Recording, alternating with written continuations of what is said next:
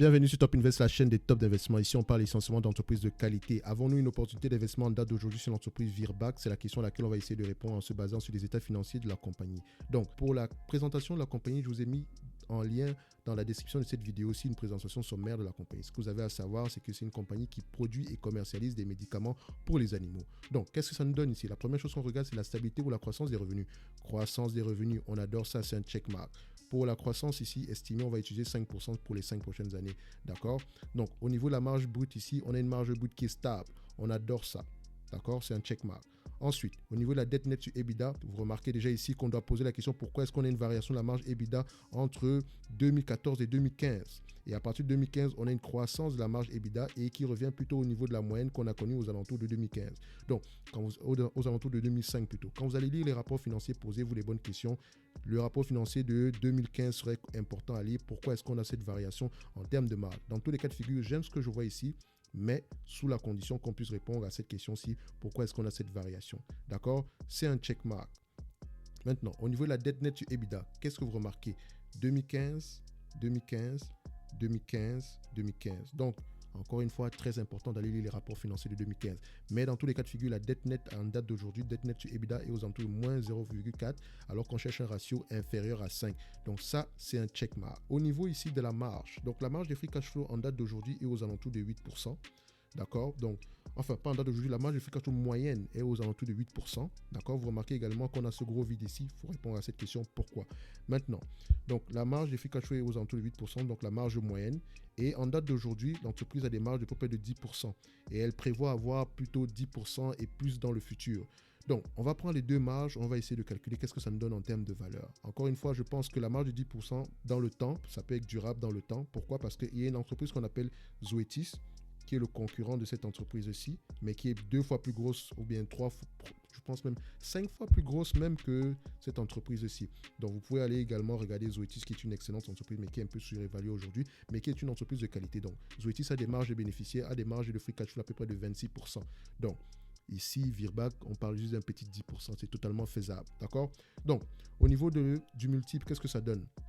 Ici, je vais prendre directement le multiple moyen qui est aux alentours de 22 fois les bénéfices. D'accord? Donc, on est situé à peu près à ce niveau-ci. D'accord? Donc, 22 fois les bénéfices, c'est ici.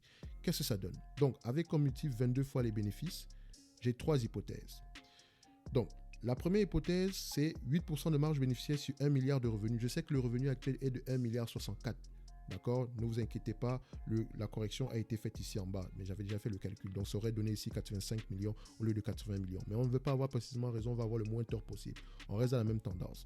Donc, 8% de 1 milliard, ça fait 80 millions. Multiplié par 22 fois les bénéfices, moins la dette nette ici, donc divisé par le nombre d'actions, ça donne 217 euros. D'accord? Ici, en prenant maintenant en considération cette seconde partie. Donc ça prend en considération une croissance de 5% sur les 5 prochaines années, toujours comme base 80 millions. Ça donne ici, ça revient à multiplier 80 millions multiplié par 1,28. Donc 1,20, ça donne 102 millions.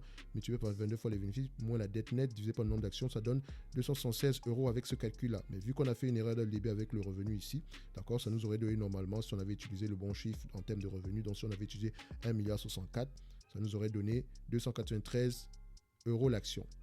D'accord? Ça, c'est la seconde hypothèse. La deuxième hypothèse, c'est croissance, c'est des marges de 10%, une croissance des revenus de 5% sur les 5 prochaines années. Ça revient avec comme base 1 milliard, ça revient à avoir un revenu à peu près de 1 milliard 280. Donc 10% de 1 milliard 280 divisé par le nombre d'actions, ça donne ici 343 euros l'action. Vu qu'on avait fait une erreur avec le revenu ici, on aurait plutôt eu normalement 363 euros l'action. D'accord? Donc, maintenant, en termes de valeur, qu'est-ce que moi je pense? Alors, personnellement, je pense que cette entreprise peut valoir 363 euros l'action. Ça, c'est la valeur que je lui octroie. Alors, pourquoi est-ce que je pense que cette partie-ci est totalement faisable? C'est pourquoi? C'est parce qu'on a un concurrent qui a 26% de marge bénéficiaire, alors que nous, à 10%, on a juste 10% ici. Donc, il y a également une marge de manœuvre. Ah, c'est vrai qu'on n'a pas les mêmes produits, mais on est dans la même tendance, on est dans la même industrie. Donc, 10%, ça pourrait être la moyenne. D'accord? Donc, on peut avoir carrément des marges de 10%. Donc, si on prend des marges de 10% en prenant en considération cette croissance-là, on peut carrément valoir 363 euros l'action. Mais, pour avoir de la conviction, lisez vos rapports financiers. Ce qui veut dire qu'au prix actuel de 370 euros l'action, je dirais que l'entreprise est correctement évaluée. D'accord? Correctement évaluée. si je devais acheter cette entreprise-ci, personnellement, à partir de 185 €, je commencerai à la regarder. D'accord? Et quand vous regardez bien ici, si je l'achète aux alentours de 185 €, notre minimum ici, c'est 217 en termes de valeur. Notre moyenne, c'est 216 et notre maximum, c'est 343. Donc, en l'achetant à 285, je me protège. J'ai une assez grande marge de sécurité par rapport à notre moyenne supérieure, d'accord?